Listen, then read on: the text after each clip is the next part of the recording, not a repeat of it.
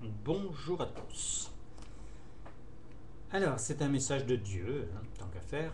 Donc, commencé le 20 5 2011. Pas de titre encore. Amour, mes chéris. Tu n'es pas porté, donc non emporté dans ce mois de rêve. J'espère que tu ne penses pas que c'est un mauvais mois. Dans l'avancée de mon plan avec toi, il est important que tu pressentes la rupture d'animation. L'essence de ta création, dans un surplus de liberté, doit imposer ses capacités, celle d'aimer, arrivant en tête. Je suis le premier, bien entendu, à produire ce que je te conseille, et j'espère que tu réalises que le manque de poussée rentre dans le cadre de ma passion pour toi. Tu agis comme cela avec ton enfant, mais sous ton regard protecteur. N'oublie jamais que si tu t'es éveillé ce matin et que tu respires, je te regarde. Pour en avoir la certitude, demande-moi. J'ai peur que le son soit véritablement trop fort. Donc. Ah non, peut-être que ça va. Alors je continue.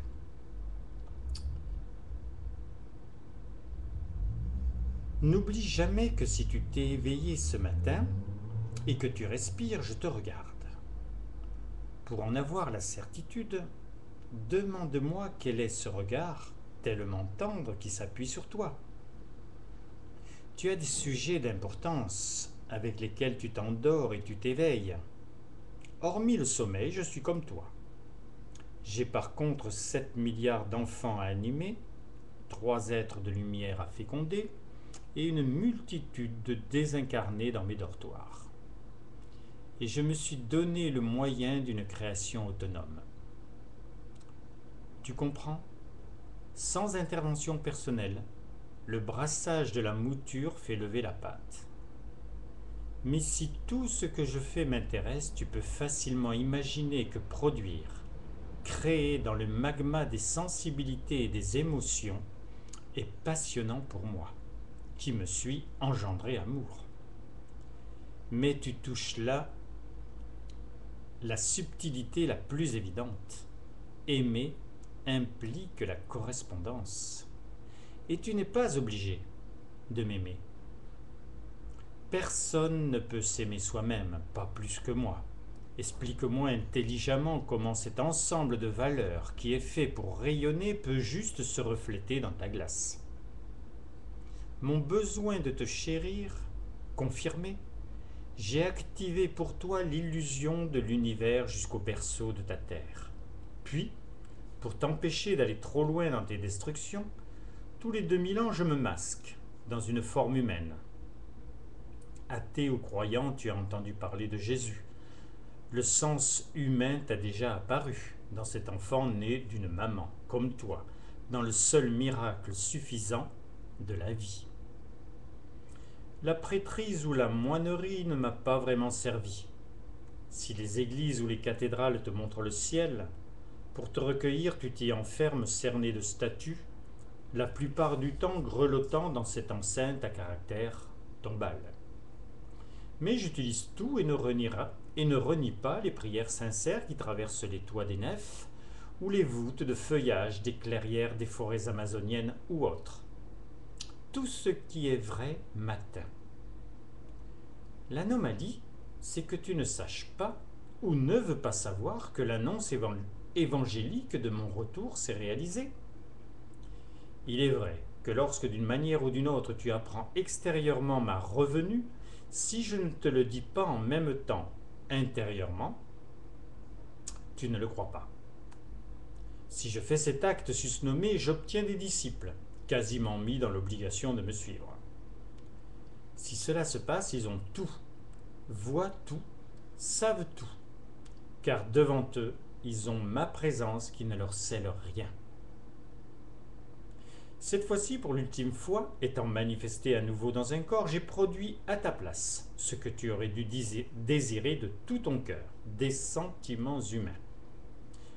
Le fer de lance, l'horreur du mal, permet à des milliers d'hommes et femmes sur la planète de guérir par le verbe ou par la prière, page 218 du livre écrit de ma main, Journal du guérisseur.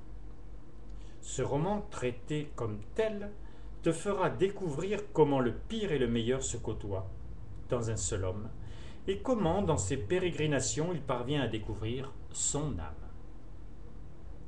Ayant de la suite dans les idées, j'ai mis moi-même en pratique ma parole christique.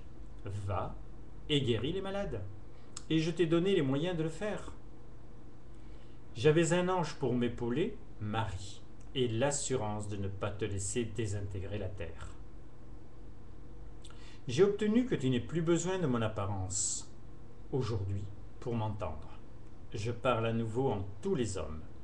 J'écris même par certains. La terre et les étoiles passeront, mais la douceur de mon foyer inscrit dans ma famille terrestre est plus ton patrimoine que leur propriété. Et c'est bien ainsi.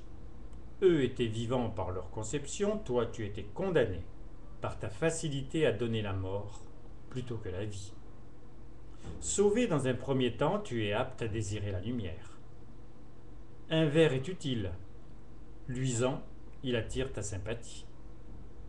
Que seras-tu quand tu seras devenu lumineux? Cela t'est peut-être arrivé que ton fils gringalet s'éloigne de toi pour raisons diverses quelques années.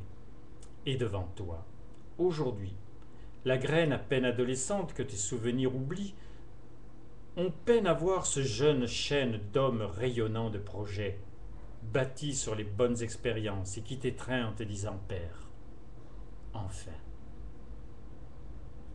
La fête de la lumière se profile à nouveau. J'ai personnellement fait des éclairés qui sont restés lumineux. Demande-moi la lumière, pour que déjà tu n'aies plus qu'une seule face d'ombre, et puise dans le côté sûr. Non, pardon. Et puise dans le côté sur lequel je rayonne l'envie d'être ta source décidée et personnelle d'expansion. Je te promets, mon chéri, que cette étoile-là fera pâlir toutes les autres. Je pense que tu réalises par mes accents combien je t'aime. Trop encore pour ton futur. Donne-moi ton présent et tu me combles. Amour, mes chéris, votre Dieu. Ouf.